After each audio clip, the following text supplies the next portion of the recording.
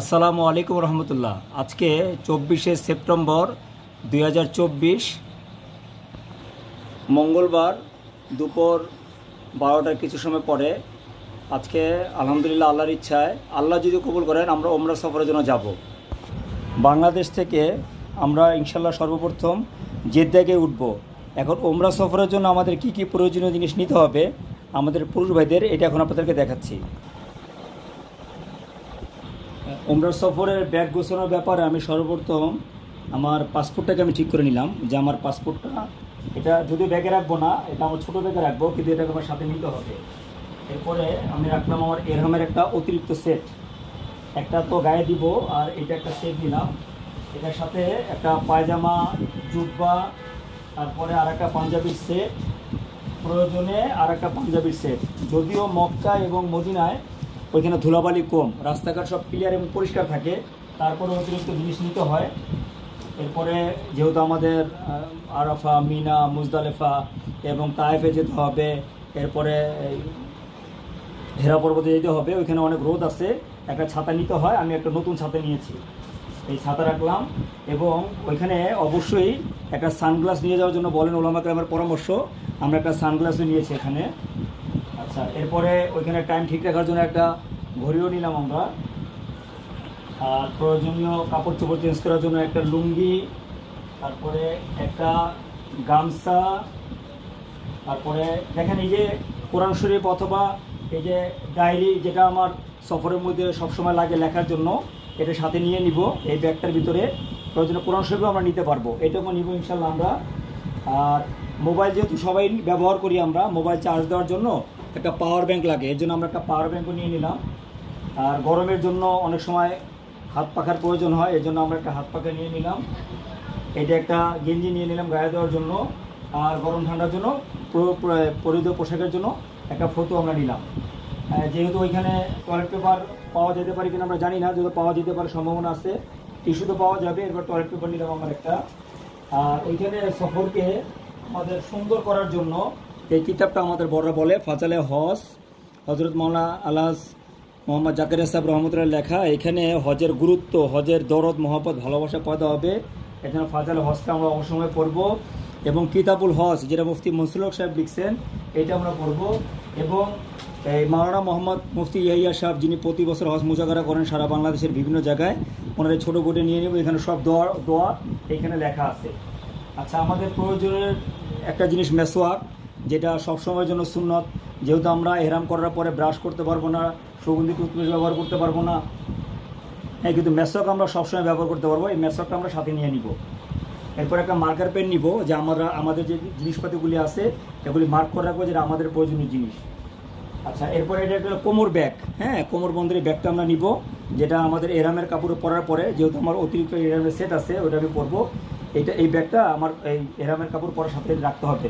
যখন আমরা বাইতুল্লাহ তোয়াফ করবো, ওমরা করব, তখন এইটা আমাদের কোমরে রাখতে হবে প্রয়োজনীয় জিনিসপত্র রাখার জন্য। এইটা একটা ব্যাগ, এটা সাইড ব্যাগ হিসাবে বুক গ্রুপে রাখা যাবে। প্রয়োজনীয় মোবাইল, একটা ছোট ডায়েরি, কিছু টাকা পয়সা, আমাদের রিয়াল দিনার রাখার জন্য এটা খুবই উপকারে আসবে। অনেকে একটা ব্যাগও ব্যবহার করে, অনেকে দুই ব্যাগও ব্যবহার করে। এটা হচ্ছে একটা মাস্ক, যে মাস্কটা আমাদের প্রয়োজন, একটা মাস্ক নিয়ে নিব প্রয়োজনীয়। আর আমাদের যারা এক্সট্রা প্রয়োজনীয় খাবার খাই আমরা, এর জন্য আমরা একটা প্লেট নিলাম, এই প্লেটটা আমরা ব্যবহার করবো এখানে। আর এটার সাথে সাথে আমরা একটা গ্লাস নিয়ে নিব। এটা যদিও কাচের গ্লাস, যদি সম্ভব হয় স্টিলের কোনো গ্লাস নিয়ে নিতে। আর ওই গ্লাসটা নিয়ে নিলে আমাদের জন্য সুবিধা হবে। অনেকে বাংলাদেশের অনেক কিছু করার অভ্যাস আছে, যেমন চানাচুর আমার পছন্দ হয়েছে, আমি এক প্যাকেট চানাচুর নিয়ে নিলাম। আল্লাহর জন্য যাচ্ছি, আল্লাহর জন্য সফর করবো, আল্লাহর জন্য কোরবানি করব। আমাদের প্রয়োজনীয় পেস্ট, হ্যাঁ, এই পেস্টটা আমরা নিয়ে নিলাম, যেটা আমাদের এখানে ব্যবহার করতে হবে। এরপরে ব্রাশ, এটাও আমরা নিয়ে নিলাম ব্রাশটা। এরপরে অনেক সময় ফটল খাওয়ার জন্য কাঁটা চামচ পাওয়া যায় না, একটা কাঁটা চামচ আমরা সাথে করে নিয়ে নিলাম। কলম, এরপরে একটা নেল কাটার, যেহেতু আমাদের দুইটা জুমো এখানে কাটাতে হবে, নেল কাটার লাগতে পারে, এর জন্য আমরা একটা নেল কাটার নিয়ে নিলাম।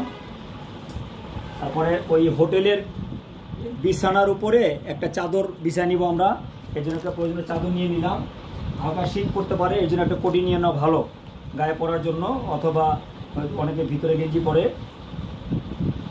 দেখেন প্রয়োজনে আমরা এখন যাচ্ছি সেপ্টেম্বরের শেষ সময়, অক্টোবর শুরু হবে, শীত পড়বে, অনেকের চামড়ার মোজা পরার অভ্যাস আছে, যদি কেউ এরকম চাই পড়তে তাহলে চামড়া মোজা আমরা পড়তে পারবো, এটা আমরা নিয়ে নিতে পারবো, বাংলাদেশে আমাদের পাওয়া যায় অ্যাভেলেবেল।